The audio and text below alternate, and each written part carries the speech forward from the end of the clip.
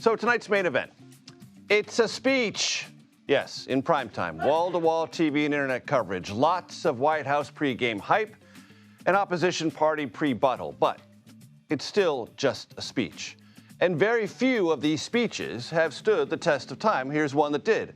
Franklin Roosevelt's 1941 address to Congress outlined 4 freedoms he said the Western world must preserve. Importantly, this speech came 11 months before Pearl Harbor and America's entry into World War II. The 4: freedom of speech, freedom of religion, freedom from want, freedom from fear.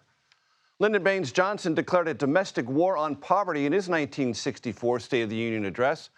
George W. Bush, months after the 9/11 terrorist attacks, described an axis of evil arrayed against the United States in his State of the Union. The axis of evil included Iraq, Iran, North Korea.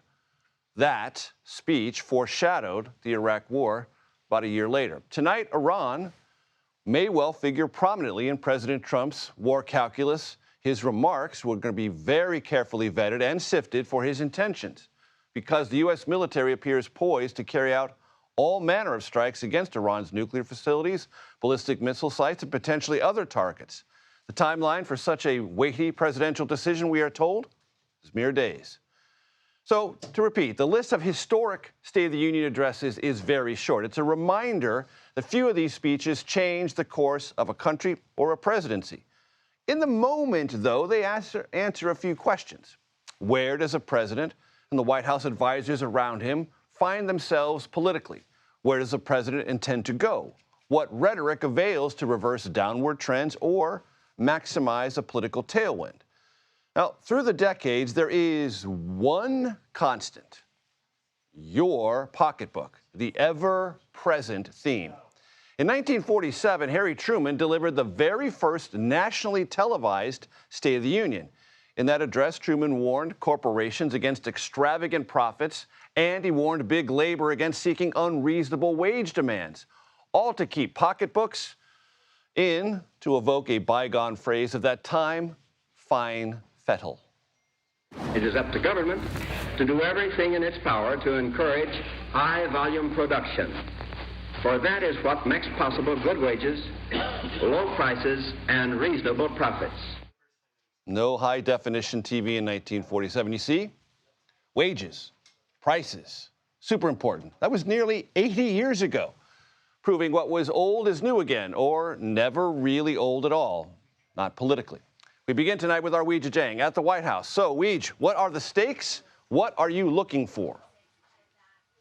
Well, Major, you're absolutely right. What's old is new. What's new is right now for President Trump, who is not viewing this as just a speech, but really as an opportunity to shape his message ahead of the midterm elections, because that could have major consequences on his presidency. Of course, right now he enjoys control of Congress for Republicans in both chambers, but that is what's at stake here. And so advisors really think this is a chance to deliver his agenda, to deliver his goals for the next 3 years, not just the next year, for the American people. So it's really a chance to try to convince them that they made the right choice when they elected him. So the focus will be exactly the issue that got him reelected here to the White House in large part, of course, the economy. But Major, as we've been reporting, the backdrop of this speech dramatically changed in the past week when the Supreme Court struck down, what the president was banking on to execute his economic vision, his tariffs policy. So tonight, that will also be a big part of his address, perhaps defending that policy, talking about the new way forward, because he has no intention of not using them. But Major, at the end of the day, it really is about convincing the American public that he is making things better for them economically. And I know that you will be getting into all of that with our friend, Anthony Salvanto. But one of the biggest figures that came out of our new poll is that more than half of Americans say the condition of the economy is bad. So that is what the president is up against tonight.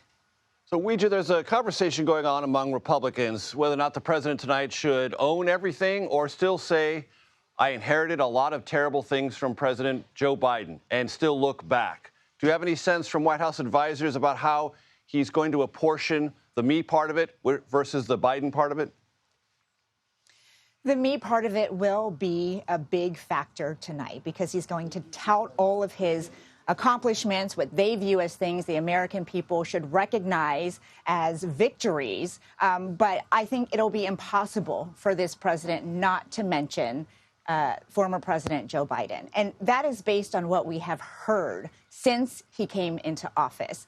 Many of his recent speeches about the economy has focused on Biden. And he uses it as an explanation for why there is a disconnect between his policies and what people continue to feel, which is not the instant economic relief that he promised. So he will be asking again the public for more time to fix what he was dealt and more time to build on what he has already planted in terms of the economy major. Presidents sometimes love the word patience. Weijia Jiang, thank you so much.